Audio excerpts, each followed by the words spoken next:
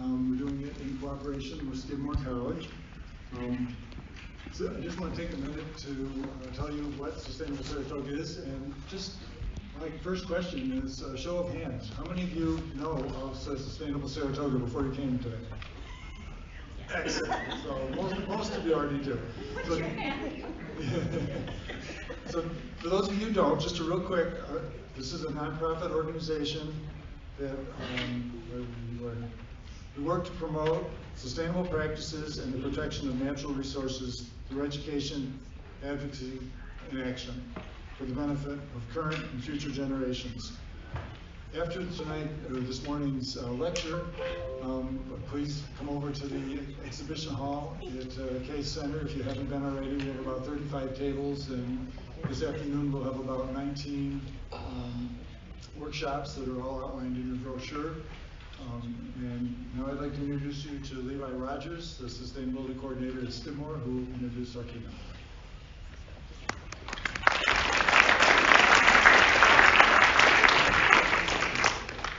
Hi everybody. So I'd like to begin with a land acknowledgement, just as a way to pay respect to the history of our land and our place in the world. So I'd like to begin by respectfully acknowledging the Mohawk and the Mohegan people who have stewarded this land that we're gathered on today in the land of Saratoga County throughout the generations, and pay our respect to elders, both past and present. So thank you for giving me this space to do that.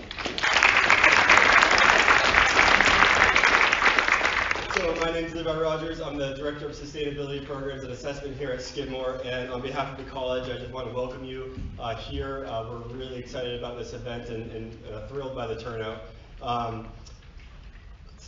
I work with an incredible team of students, faculty, and staff, many of whom are in the audience here, so if you can't raise your hand, please just acknowledging the folks that helped put this together.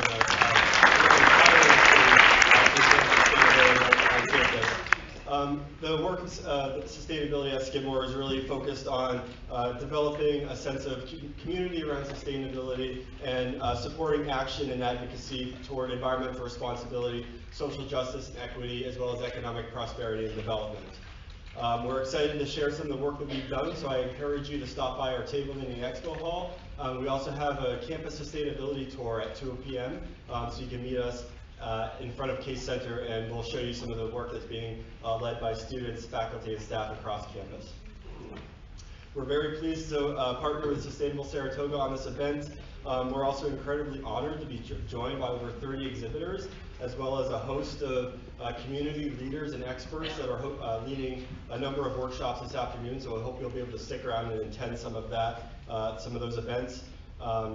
And it's just really incredibly energizing and inspiring to be surrounded by so many of the leaders in our community that are working toward building a thriving and sustainable Saratoga community.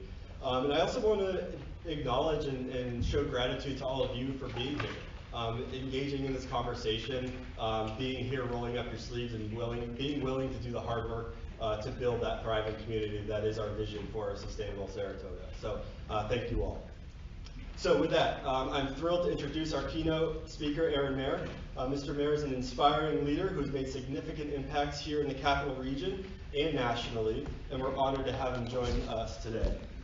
He's a 31-year veteran of environmental activism who has dedicated his life to civil rights and environmental justice and advocacy.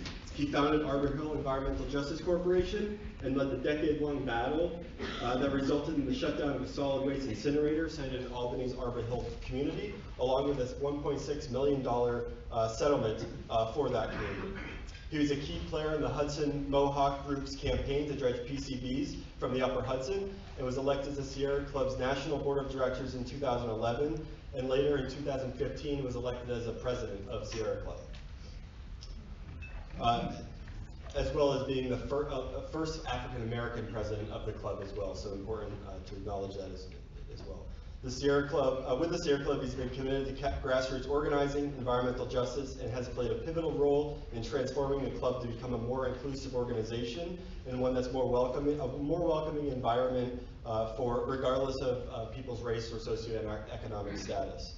And all of this while fulfilling his role as an epidemiological-spatial analyst with the New York Department of Health. Truly a remarkable and inspiring career, and we are very honored to have you here today. Thank you so much. Thank you.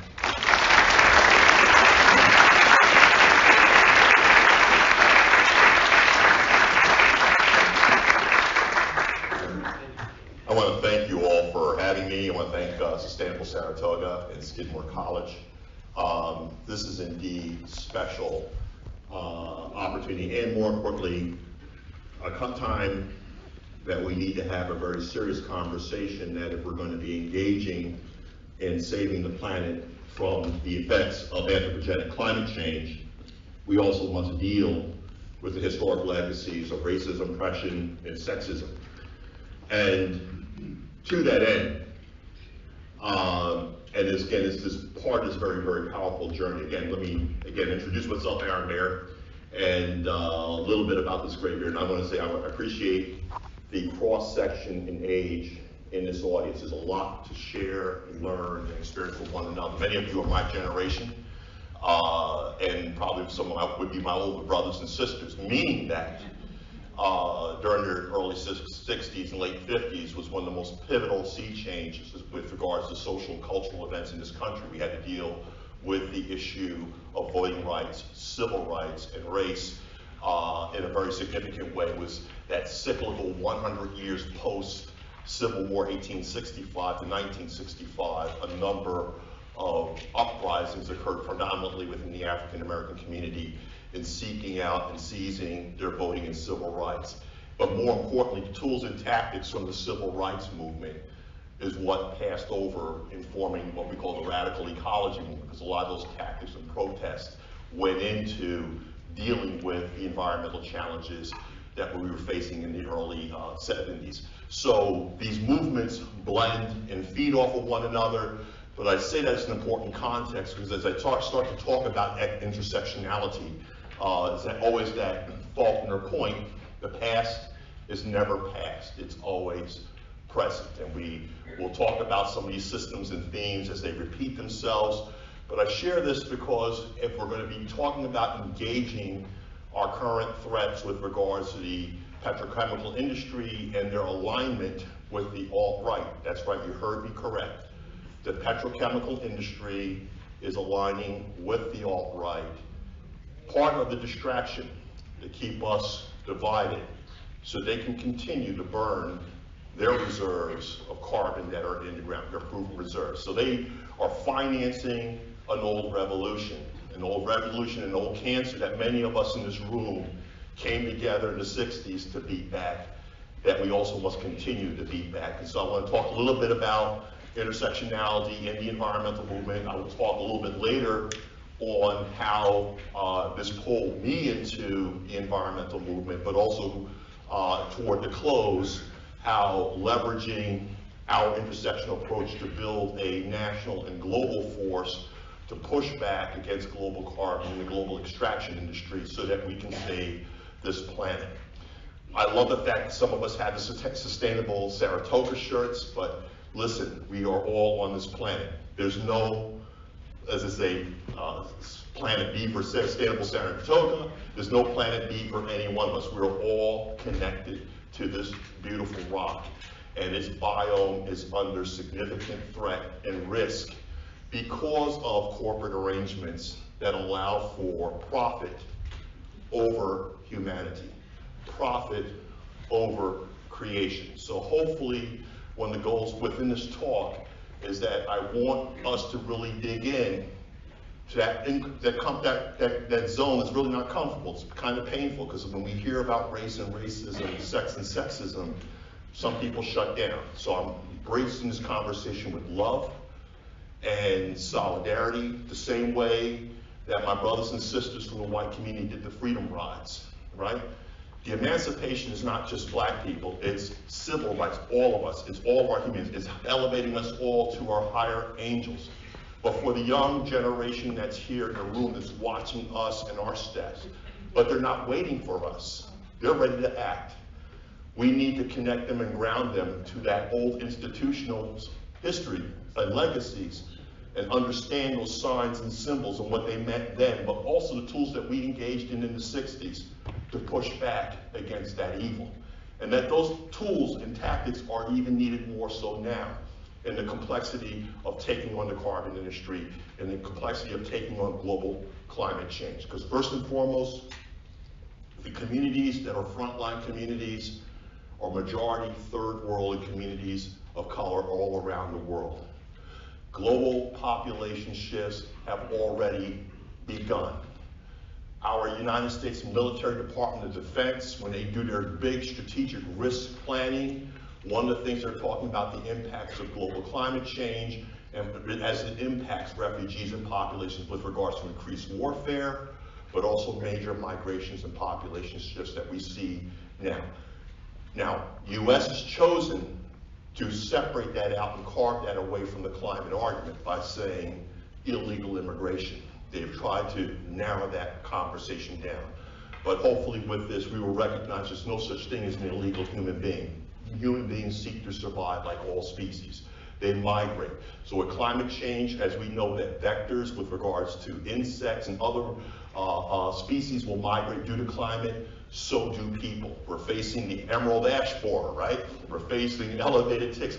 They will move, right? So we don't see our president investing in dealing with those effects either, but hopefully we'll have an opportunity with this talk to engage in this. And so when I talk about intersectionality and connecting civil rights, human rights with environmental rights, they are as old as the founding of this movement, and they're also as old as the founding of this country. In fact, I get many a Sierra Club member back when I came to the Sierra Club, and then even as president, they said, Aaron, the Sierra Club is about the environment. It's not social justice. It's not labor rights. It's not civil rights. Those are separate things. And see, this is the curse of our civil society, where we get so specialized that we think that things are in silos. But if we know anything about our civil society, it is like an ecological wetland, right? It's dynamic, it's subsystems and systems. What does a wetland do? It takes in a lot of the pollution and toxins and other matter, break things down, makes them reusable for other species and plants and organisms to thrive. It filters our water, it cleans our air, it restores the quality of soil. The microbes and mycelium that come out of wetlands is very, very important.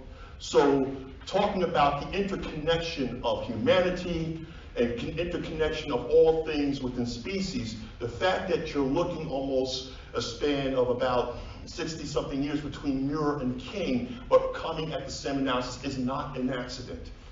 And why did I use the metaphor of the wetland in that point? Well, 2 years ago, a national leader came to power under the tone and the thesis of American carnage. And he said, I want to drain the swamp. Now, any ecologist, any scientist knows swamp is a euphemism that real estate developers or capitalists, all right, land, labor, and capital, use to find something that is worthless to their narrow interest. That's a developer term, drain the swamp. But our democracy is a 200-plus-year-old wetland, yes, created by men. A system that maintains many subsystems of functioning, usually through hopefully three branches of government and a fourth, the press, fourth branch. It's designed to purify our conflicts, our interactions, and our behaviors so that we can form what? The more perfect union of clean, metaphorical clean air, metaphorical clean water, metaphorical, so that all can thrive. So when you see our democracy as a wetland, it is sacrilege when somebody comes along and says, I see a swamp. Because to make it a swamp, you have to drain out things, you have to get rid of things. And we saw these swamps, or that metaphorical use, when we saw the rise of fascism. Because again, it's using our collective resources, upon which we all depend, for the interests of the few, for the interests of the one. And it sounds like an appealing term because when we see land developed by man, manicured into a Sam's Club, a BJ's Club, or even a golf course, that's usable, right? Comfortable, nice 50,000 square foot McMansion for me and my cat and my dog and my guppy. all within contained environments that I have manufactured to my comfort. My comfort. But how does that compare to a real ecological wetland or a metaphorical wetland when we think about the power of what wetlands can do and what they do? Free. And it only shut down with the intervention of bad stewardship. Bad stewardship. The stewardship of King and the stewardship of Mair working at different ends, one seeing the land and the other seeing civil society, but both recognizing that a healthy democracy creating a regulatory framework is what can preserve that land and preserve creation, but also what can preserve humanity. And that these things are not things you can isolate or tear apart, but they are organic systems. They work dynamically with one another to build a better humanity and more perfect union, but also inclusive of all species, of all creation. So to get to that place in space, you need to understand how these institutions, A, are liberated, but mean also the second half are how they are held back. The intersectional piece deals primarily as an analytical framework of oppression. Because the lens, when we talk about racism, when we talk about draining a swamp, that takes certain power and privileges. And one of the things in the early imperfections of our early union, we defined who is a citizen. But we not only defined who is a citizen, we also defined even who is a human being. My ancestors were defined as 3/5. We were less than human under that earlier intersectional framework.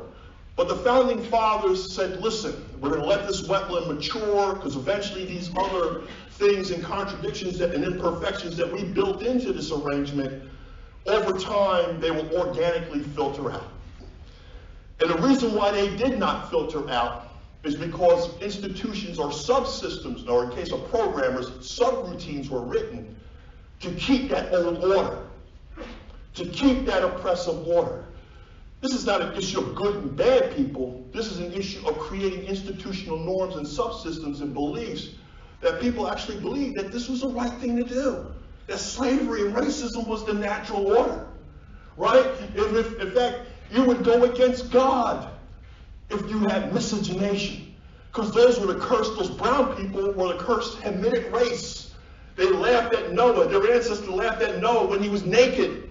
That was the religious justification, right? Then later on comes some scientific racism, which then comes up with mythical notions of racial superiority and genetic inferiority as institutional tools. But the point of the matter is that how these institutions interacted upon slicing and dicing our individual humanity by age, ethnicity, gender, language, and class. You know, we get caught up in that, but the outcome, because I always look at the outcome, who wins, right? Who wins? There is a stratification at all points throughout our history that there is always, some folks call it the 1%, the land class, the Jeffersonian landed class and caste. Remember, not all white folks were equal back then. White Anglo-Saxon Protestants were the hierarchy in our early America. If you were Irish or the lesser people, you were, in fact, the Irish, if you ever pull some of the 19th and early 20th century eugenics images, they equate the Irish with African Americans. It's called one the white ape and the other the black ape. You'll see sad, pathetic memes that reinforce this racist division and classism because it was about money. It was that if you can drive wedges and conflicts between people and create a competition amongst people, they would focus on tearing down one another, while that person that owned the factory or whatever have you, or the plantation, would have a cheaper source of wealth. And that wealth would flow to them, regardless of how they degraded the land, regardless of how they degraded humanity, or all the creatures within that land. And these are things that Muir saw, but he only saw it up to the point that he and his friend Joe LeConte could see of looking at nature and the natural state and the naturalist movement. Okay, this is one of the interesting things. We talk about the environmental movement within its construct. Remember, the naturalist movement was part of the environmental movement, and you would not say environmentalists and naturalists. In fact, we have the Natural Museum of History in New York City, natural museums all over the place. These all be connected to the environmental movement, the early environmental movement. But the reason why you don't talk about naturalism in the way that you used to, because it's something that happened during World War II. Does anybody remember? Yes. The Holocaust. Because eugenics and naturalism took to its final extent of slicing and dividing and creating grades of humanity of who's superior and inferior, led almost to the extermination of a people. My father fought in World War II, fought against that evil, and interestingly, one of the things he got was a GI Bill, but he could not get a GI Bill home because a guy who made his fortune off of GI Bill housing, I got a chip on my shoulder, was named Fred Trump. So my father came back to Harlem. When my father came back to Harlem, he was one of the many black GIs who fought Nazis, could not get a home. Okay? But if you were a German soldier who emigrated to the United States and you were part of that murdering machine, you could get a Fred Trump home. Think about that. Think about it. Now, my father, a lot of those veterans, they settled up in a place called Peekskill, New York, in Westchester County. That could have been the moon. But it actually was a blessing for me because that was on the Hudson River. I grew up in the Hudson River Valley back before they built everything up. Remember, Hello Dolly, that movie was situated in Yonkers, and Yonkers was then called the country. So Peekskill, my goodness, man, we were in the Alaskan wilderness there in the eyes of the average American. You know, longitudinal time and space is kind of crazy in the United States. But a lot of those left radicals who settled up in Peekskill, you know, they still didn't stop being activists. And they became union organizers and tradesmen. This is why a guy by the name of Pete Seeger ended up settling up there right next to them.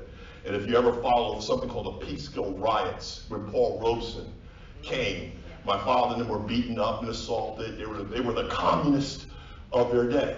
But what the communism meant was that they were trying to tear down those intersectional points of oppression to demand more inclusion and equity for their posterity. Because the only thing they want was a living wage job, a place to raise their family, universal education, those things that they fought for and that Europe got through the Marshall Plan. People don't realize that the Marshall Plan set up the EU's universal education, health care, okay, and minimum wage system. A lot of the New Deal stuff that was in the United States, that was just cookie cutter cut from the United States and imposed upon Europe. We gave them the things that we now say is socialism, but their societies, as co-equal capitalist societies, have prospered. In fact, Japan, the women have equal rights. Why? Because General MacArthur wrote within the Constitution of Japan that women are equal to men. He could not do that in the United States. They still kept the oppression of gender as a tool. When we talk about intersection, these are interlocking tools and forces that can hold down not just any human being, but people, segments of society. And that there was a winning support. And this is where we have to talk about white privilege. Because if you were white, you had that step up, going with the wind.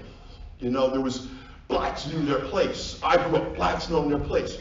Imagine what it was like for me once you got to the South that you had to switch to segregated trains, segregated accommodations. My parents had to give me a talk on where you could or could not go. I'm the last generation, and many of you, my brothers and sisters who are my age or a little bit older, we are the last generations who know that evil.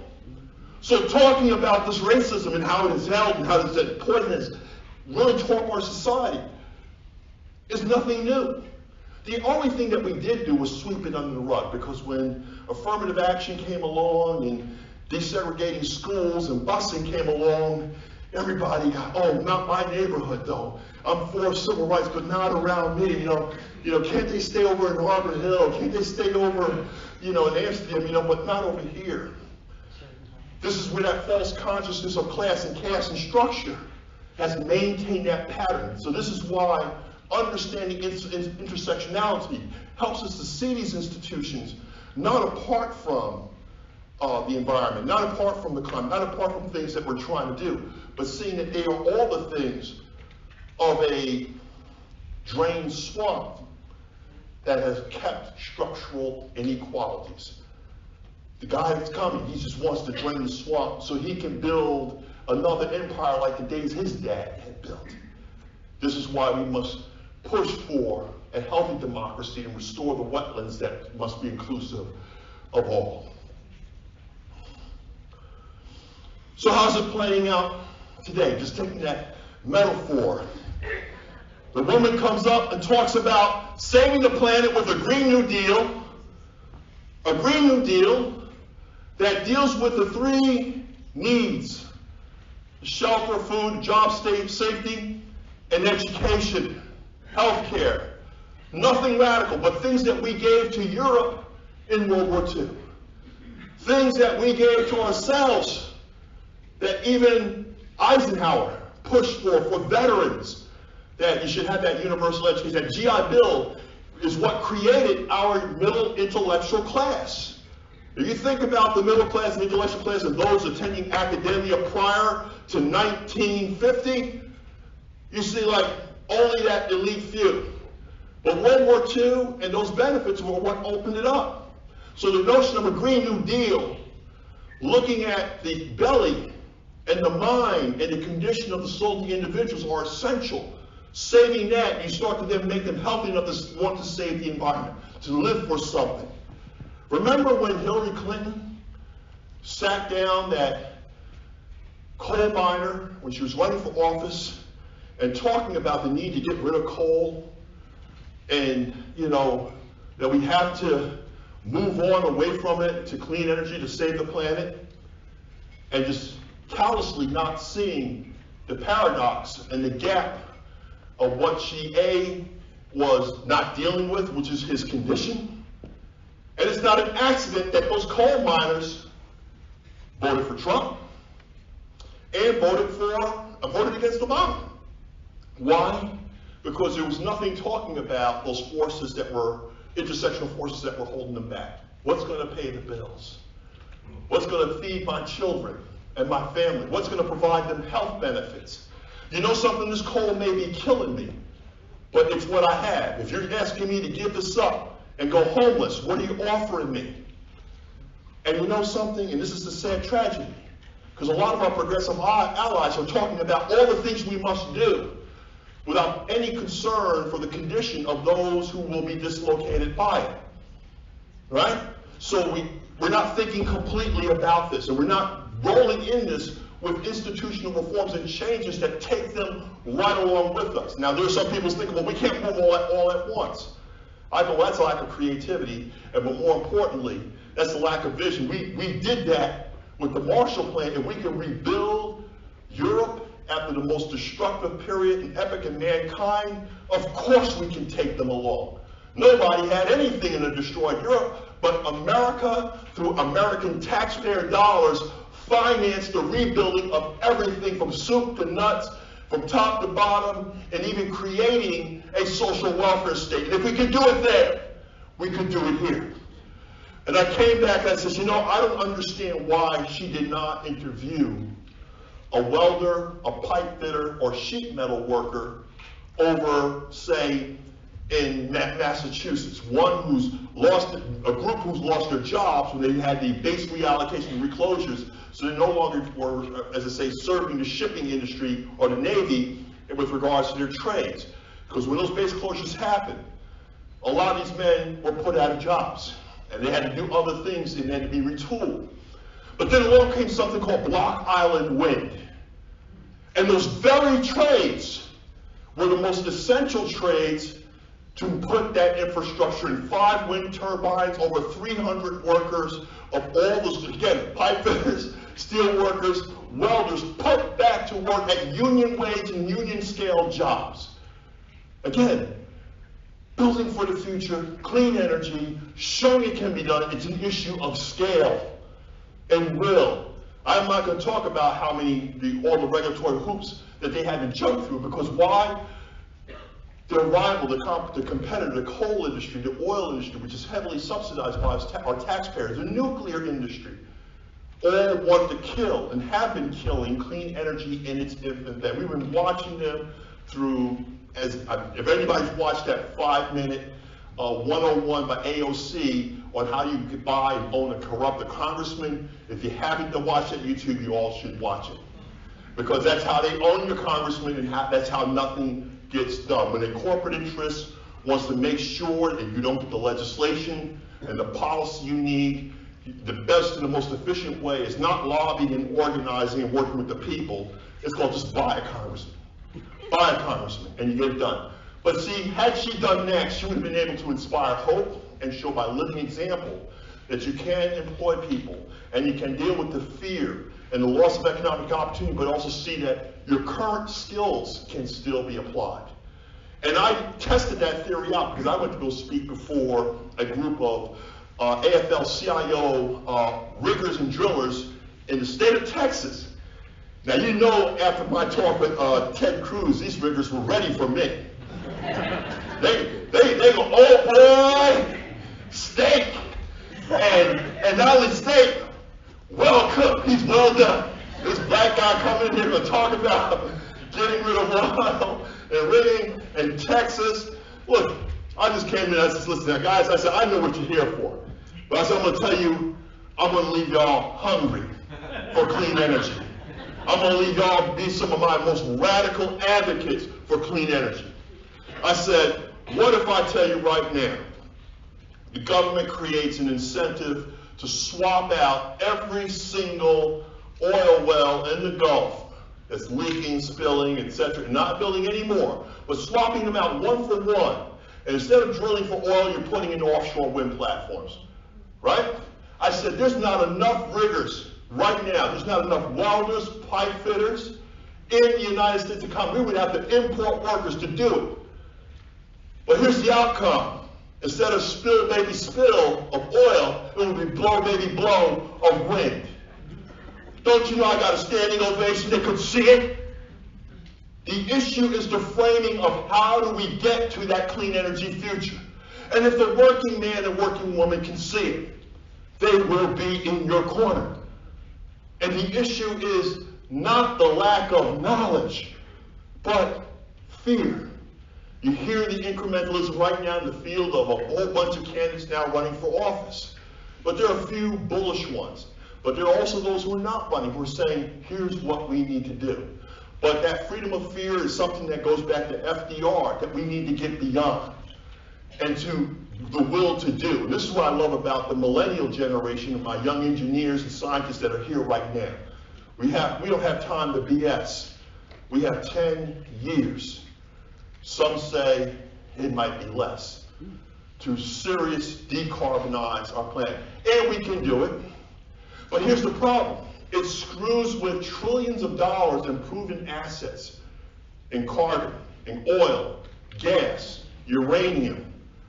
And so when you start screwing with these people who have investors whose balance sheets have these trillions of dollars in assets, and you're talking about converting, making it worthless, they're ready for a civil war.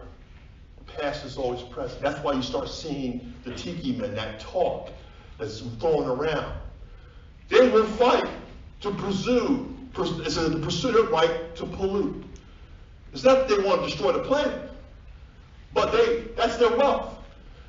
And it's not a big leap to say that that metaphor also applied to slaveholders who actually took our nation to war to preserve their property, as if they could ever own a human being or own my ancestors, or they could ever own a soul. And again, the argument was, well, God given, now that I own you my money, and that you own money, you're no longer a human being, you're property. We have to break that fallacy. And that's why we need a healthy democracy. Because it is the regulatory framework, our institutions, a healthy wetland and political ecosystems and subsystems that writes the rules and regulations to transfer. It is our choice. But more importantly, it is a human right. It is a species right. If we're going to reach to that deep green, we must reach for that right. And understanding how these things frame and work is very powerful. So when she came up talking about a Green New Deal, her response from a white male was to what? Fall in love, get married, and have some kids. right? Powerful, powerful. This is that intersection, this is that old code. A woman need to know her place. Don't you mess with my money coming in corrupting me, woman. Fall in love. Have some kids. He was probably 3 inches from talking about her color. But all oppression is connected. This is not old, this is not new script. This is old as the founding of our nation, and as old as that made my ancestors 3/5 of a human being. And so you really can't move forward to save the planet, and like my brother Cornell says, until you look back, know where you came from. I cannot lead the Sierra Club if I don't know my roots and my ancestors in the struggle, in the civil rights, the voting rights, and the human rights, just to provide a roof over my head, food in my belly, and a beautiful environment of the Hudson Highlands of Peekskill to grow up in. So, why do I reach for this? Because one of the big pushback anthologies is the Hillbilly Elegy. And if you all remember Charlottesville, Virginia, to the march of "The Jews will not replace us," in defense of a Confederate statue. Why? Because for every Southern boy, 14 years old, not once, but whenever he wants it, there is an instant when it's still not yet 2 o'clock on July 4th, 1863. What is that, folks? Anybody here want to take a stab? Gettysburg. It's the high mark of the Confederacy. And because they had some British folks, because they were seeking England's recognition, because if England recognized the South, it could have stopped the war, and the South would have prevailed with their institution of slavery. It was the high watermark. And a Colonel Fremantle happened to be amongst his staff, and he was an ambassador from England. And had they, oh damn, I just got a 2-minute sign. I'm just getting gassed up. It's amazing when you got to do a 250-year longitudinal intersectional history in 45 minutes, man. I do this every time. Well, forgive me, but y'all know where I'm going with this, right? The past is never really the past, it's present. So they're out there marching to that alt-right nationalism. I want to set that stage, because I want you to keep that in your mind. And that was defended by a president, because why? This guy has now been launched into the stratosphere. They build a multinational movement, an international movement of white supremacists. They're funding, the alt-right in Germany, England. These are the guys behind breakfast. But more importantly, how many of y'all knew that the alt-right nationalist and racist movement is a critical ally of the petrochemical industry? How many of y'all knew? Show of hands. 1, 2. That's right. And I'm going to tell you something.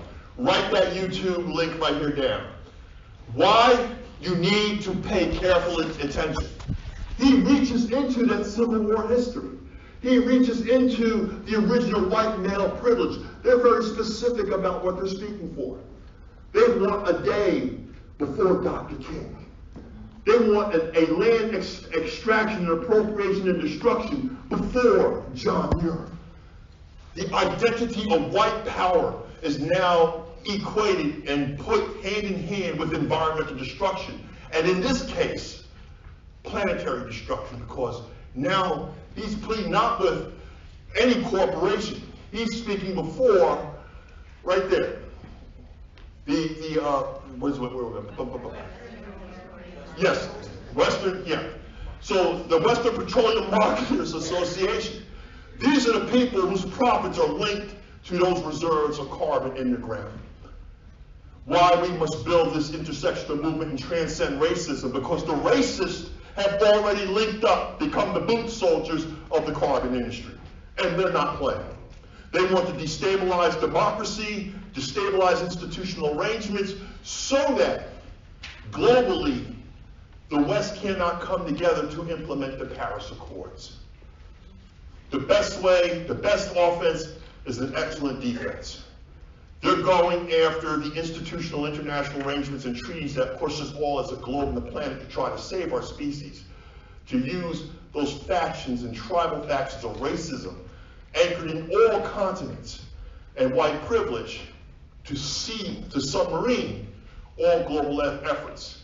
And they're calling it the deep state. The guy, if you listen, he sounds like he needs to be locked up, and he should be. Okay? He should be. Because none of his nonsense and his declarations make sense unless you're racist. And you have to be susceptible and willfully susceptible to swallow this. They have an economic interest. So guys like me, and for full disclosure, my $2,000 honorarium does not compare to his $200,000 honorarium. And the multimillionaires who finance his institutes and think tanks. They got a alt-right fascist institute that they're setting, international institute they're setting up in Italy. These people are serious about their global movement. But so are we. This is basically, again, making you situationally aware of what we are up against to fight to save the planet from anthropogenic climate change. And what these people who own that carbon are investing in. Donald Trump is no accident. He's a useful idiot, he's a useful tool, but he's at the head of the most powerful nation on the face of the earth. And he's realized his institutional powers to cap and destroy science by wiping out our scientific panels and our boards. Granted, a policy paper came out on climate that still was devastating under his watch, but still it's not enough. He still is taking out scientists, he's defunding any of the work, he's destroying data, he's destroying labs. With the border, he's destroying protected areas and ecosystems and wilderness. He's seizing land, okay? So there is a lot more that's there, but again, he's resonating, and the rallying cry is the Civil War. Now, for his deplorables, they're just locked into white supremacy and national, because it's like, they're like saying, listen, no matter what, I want to go back to the days where a poor white guy could ride into a black town or a black court or a Native American court and just take your stuff. Right. and not worry about the law. If we are become the law, remember, everything Hitler did wasn't illegal under his system. It was a system. Mass murder and genocide was illegal. We cannot let this cancer that's linking up, that has deep financing, we must combat that with grassroots power. Because at the end of the day, what we know is powerful is the right to vote. This is why I fought to push the Sierra Club hand in hand into the voting rights and working with the NAACP. The get out of its silo. Say, for God's sake, if we stay in the silo another decade, the movement and the planet is doomed. All that we hold dear is doomed. It will burn before our eyes because our egos are stuck in institutional arrangements that are artificial and of our own creation. And of our own fear of people of color, we have to move beyond that. We have to heal. We have to have a conversation. I'm speaking to a number of converted because many of you my age and older know what we've been through. We've seen it. I lived it. I experienced it. And so this movement and this opportunity, being here right now, is one of the most important things we can do. And like I said, it was no joke. The old naturalist movement, the environmental movement, its early part had also human beings.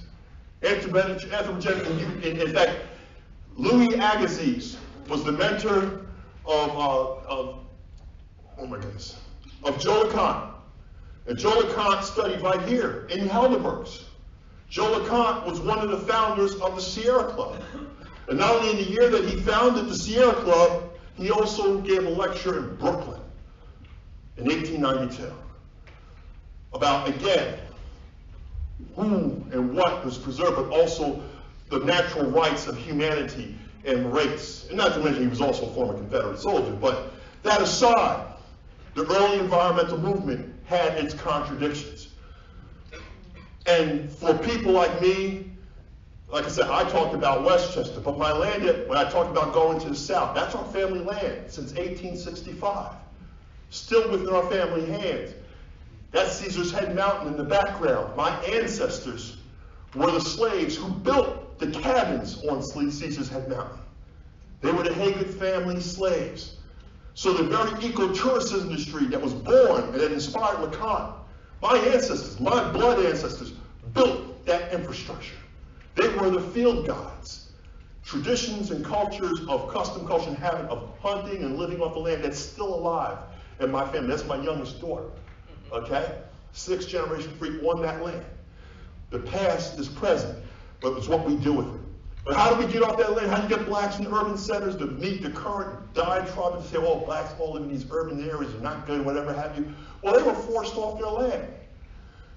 Many cases by the gun, but most cases by laws. Okay, $2,281 in taxes, $1,000 of which that tax, my grandfather, Josiah McKenzie, who, by the way, was that guy on the right, that's what he had to pay in poll taxes. And if you didn't pay your poll tax, like any tax, your land was, you were stripped of your land. And so a lot of black families lost their land because these exorbitant, listen, paying a poll taxes back then, it's like having $20,000. This is how they bled the wealth out of free blacks. Because blacks who then at the end of the Civil War worked for the Union Army and they got paid in real wages. They actually had more money and wealth than the average white back at the end of the Civil War. So how do you bleed money from that population? You create an unhealthy democracy that passes laws and regulations that then transfer the wealth from them back to them. And then you create laws called vagrancy laws that when they got kicked out of their homes, you round them up. And you now make them slaves again because now they got debt to pay off or chain gangs. Many just fled north. And when they fled north, they depressed wage rates in urban centers. And then you had the race riots that basically went from the late 19th century all the way through the early 20th century. So class antagonisms still profiteered those who own land. But I'm going to make this my last slide because I'm definitely way over. And I just hope you'll indulge me. And I talk about a healthy democracy. Because the healthy democracy is what basically the laws allow us to live within the land and control our zoning, our regulations on what can be done, where things are sited and where they are moved. And that's a function of everybody participating. But if there are those because of poverty or other circumstances that are held back or scared away from the franchise, they lose. And this is a matrix now because I'm an epidemiologist. This is called the health belief model. Things that motivate people to do things, whether they want to lose weight, quit smoking, but even in some cases, choose schools or whatever have you. Very, very powerful model. Does anybody hear something called Cambridge Analytica? Yes, because Cambridge Analytica used this particular model to shape, not only in this case, how people would vote for president, but it's been applied by demographers and politicians for a long time. Okay, we call it marketing, poll testing, and market testing, because they find out what people are afraid of or what they want. They use a complex data set. They can absolutely shape outcomes. They can decide whether the sewage treatment plant goes on one side of town or another side of town, or an incinerator is put in the heart of a poor black community. That's the power of these demographic models. That's the power of big data and big science. And people earn very healthy six-figure salaries doing this. Okay? I had to fight against my fellow scientists when they basically put an incinerator in my community in Arbor Hill. This is red line, let me just skip past this. But they put an incinerator in my community, and I got into the environmental movement in the early 80s, going from that social advocate, that civil rights advocate, to a father of two daughters that ended up with environmental asthma because of that plant, along with a whole bunch of other children that were poisoned by that plant. They hurt my babies. They hurt my babies. That's what brought me fiercely to the fight. Now, I'm already a fighter, but they brought me fiercely to the fight. And this was not any ordinary fight. I had to take on then my bosses. Didn't I say I was a state worker? So I had to take on my bosses, two governors, starting with under Governor Cuomo and then under Governor Pataki. Very, now you know I'm dead because I'm fighting a Republican governor. And my commissioner. And I had to go up against my own peers. The battle of science and empirical evidence. At the end of the day, people won. My people won. And from that, I've been very much looking into, this is in the 80s, when you had no connection of environmental data and civil rights and all the other things. So when I realized these things were all part of that same beast and animal, that's when that light went off in my head in the early 80s. And I became part of something that would become the national and now international environmental justice movement. The work that I've done has now seeded law degrees, PhDs, and countless master's degrees in entire disciplines in healthcare, from health disparities on down, just from a father whose child was injured in the environmental fight, but who also saw the institutional linkages because of my own upbringing and training as the son of a UAW labor organizer.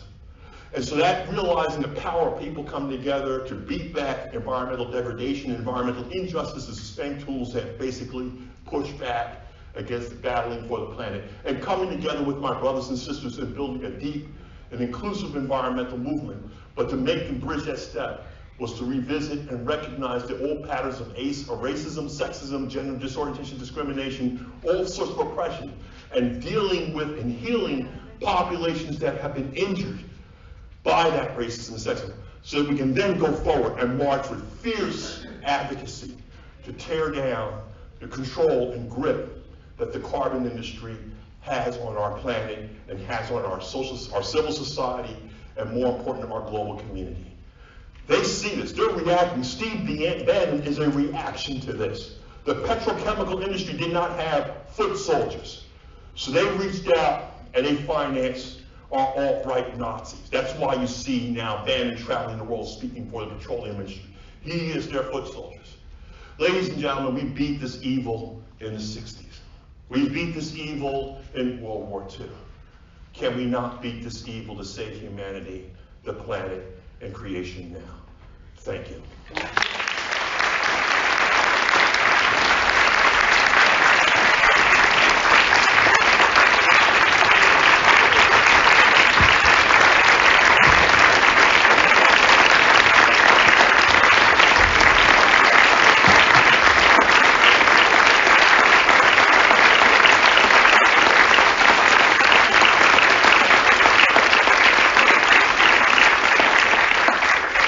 Just one footnote.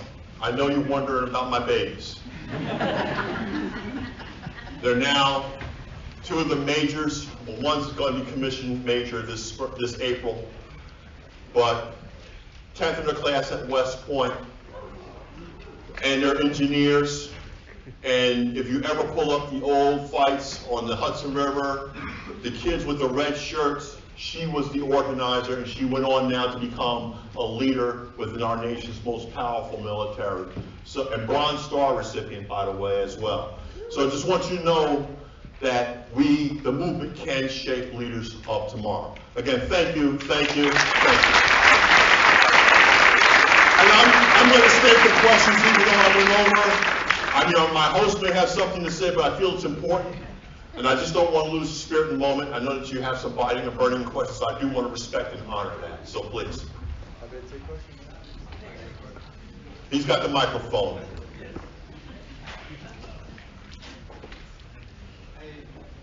I was wondering, maybe you could talk or rehash a little bit about the combination, sort of, or at least perceived combination of corruption of unions in the late 60s, early 70s, and the corporations kind of taking advantage of. Absolutely. Absolutely. My dad, the question is basically, how do you talk about the link of corruption of unions, and I'm assuming and its impact on the labor movement, but also impact on just, labor as a class. This is the thing. In capitalism, one of the major modicums and modes of success is measured by what? Money, right? And so if everything at the end of the day is looking and consuming like the 1%, corruption is just always a shortcut, to get to that goal. There's nothing justified about corruption because it can destroy movements, it can destroy causes. But my father had a particular point of saying, son, yes, you can have some corrupt guy pocket himself or taking a shortcut, but always know what the movement stands for. My father raised an ideologue, meaning that, yes, your institutions can be perfect and written down as perfect as snow, but if somebody wants to abuse them for their personal self-gain because it relies on trust, our democracy, our institutions rely on trust. We trust that our president has the values and respect for institutions that we have. But unfortunately, there will be those who are corrupt. But the strength is not to destroy the institution. The strength is to purge those that are corrupt and reinforce the pattern of and message of justice, and more importantly, collective solidarity in organizing and mobilizing. Because my father held the truth self-evident that through collective bargaining, the worker was stronger than any person trying to go it alone. So you know, in short, yes, there's corruption, but it does mean you throw out the baby, because that's what the 1% want. They want you to disorganize. They want you to destroy your institution, because they don't want institutional parity, threat, or risk. So they'll offer a bribe. They'll set up a situation. You know, this is as old as society. This is how governments get toppled, right? Russians will basically do compromise, right? They get, you know, you get your spies over there, and you get your leaders in compromise, or bribe them with money from a bank. You know, Deutsche Bank buying their real estate assets. You know, corruption is there. So it's how capitalism wins. But the integrity of we the people, integrity, class solidarity, people solidarity, is our organic, metaphorical wetland strength. And that wetland, if healthy, can root out those toxins of corruption. Thank you. Next question.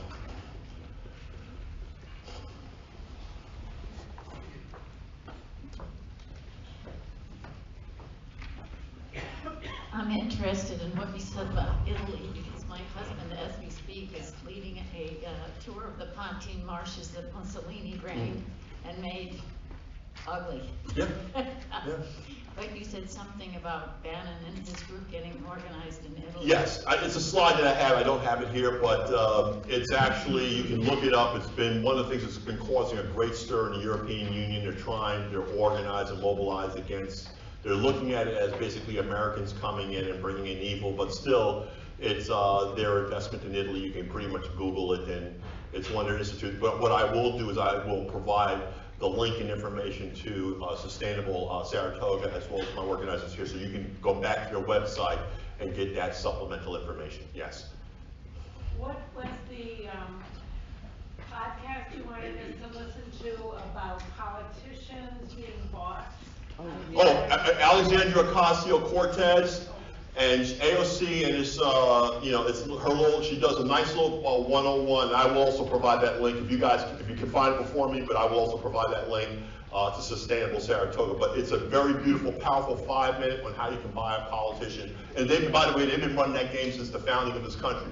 It just took her 5 minutes and her freshness to come in and blow it up. And let me say this. Democrats are pissed because they came there to be millionaires, and I mean, not all, but you know, the old guard, man, they're like, man, you know, but she's there, right, because she saw the consequence. You know what her mom and dad knew she had to live through because of that corruption. So, very powerful piece. So as I sit here and I attend meetings and conferences and speakers and pick up little bits and pieces, and they start to come together and map together into a larger picture, and I sit here and I'm disturbed yet again. Good. Absolutely. Good.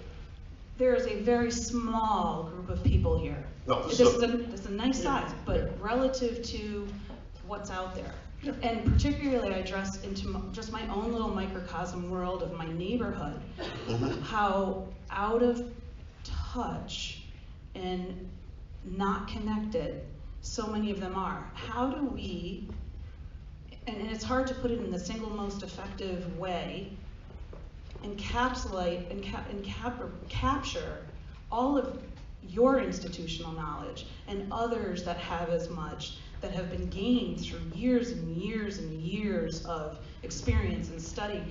How can we most effectively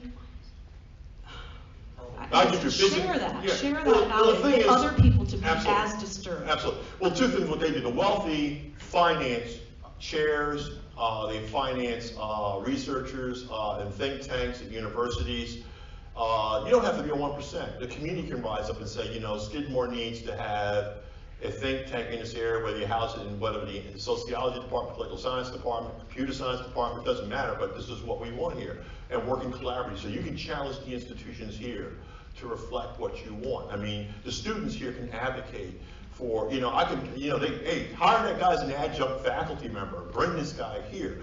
You know, the difference between them and us is we want to consume it for free.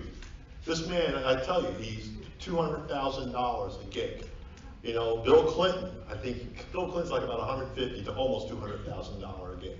I'm a cheap date, but you know, but let me say this, you know, I am also as committed as they are. And let me say this, you are as powerful as they are. They only get one vote like you get one vote. And that institute that he spoke for I think had about a third less than what's in this room. I went from Harvard Hill, and I've shaped the global community with this message after my win. You know, from a poor community to a global platform. So I don't see myself as powerless. The issue is connecting to you and the networks here that basically bring people like me to you to get this content and this technology and this messaging to you. So the issue is, how do we transform the culture? First of all, we have to understand the culture, break it down, and then pull it back together, and then rely upon one another. In the words of that beautiful song, was by the Beatles, but done beautifully with soulful Joe Cocker, I get by with a little bit of help from my friends. So we got to rely on one another. We got to trust one another. We got to love one another. We got to heal, But the power is always with us. This is what they're fighting. All this crazy stuff in D.C. is pushing it back against us, the tide. We just need to dig down and dig in, but pull together. Is today's presentation available for download? Well, I'm recording it, and I'm probably on and off, but I usually just, I'm not sure whether they arranged for recording it or whatever, but who would want to listen to me again?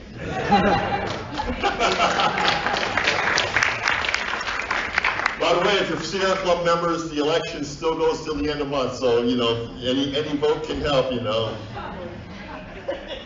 think we have time for one more. Okay, one more question, right there. There's a couple right there.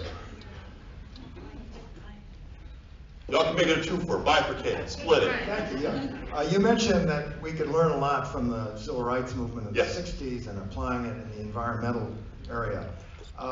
As you know, the XL pipeline has been given new life by the president. Right. There are 20,000 people who've signed a pledge to engage in nonviolent civil disobedience. Yes.